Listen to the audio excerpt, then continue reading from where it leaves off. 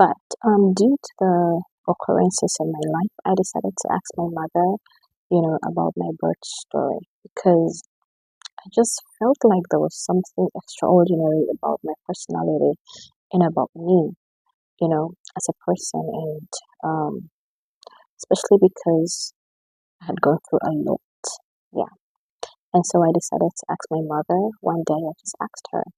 And also because I have a baby now, and um, my experience, oh my God, it it wasn't easy at all, especially because it was during COVID. So I just wanted to know about my own birth story. I was just curious. And so one day I asked my mother, I said, Mom, please can you just tell me a little bit about my birth? Like when you were pregnant with me, can you remember? And all of that. And she was like, of course, why not? And so she told me. And so she told me that when she was pregnant with me, when she was about, let's say, 2 months pregnant or so, she started bleeding. Have you ever watched a Nigerian movie, like, or any other movie? Whenever you see someone, bleeding, you just know, oh, like a pregnant woman bleeding, right? You just know, oh, that baby is gone, right? In most cases.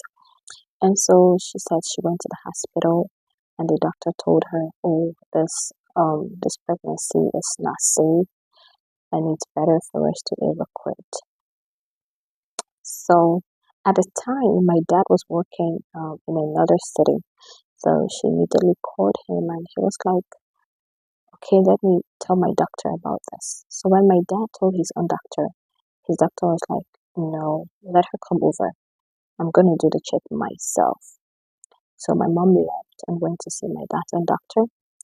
And the doctor was like, yeah, it's quite serious, but I'll put you on some medications.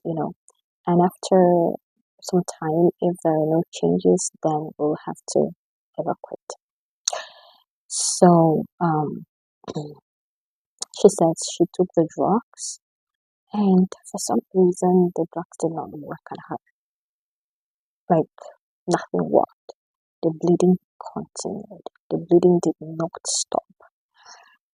And the doctor was tired. I was like, okay, so it means we have to, take the baby out. But on the other hand, my mother is born again, of course, and she's a prayer warrior. Okay.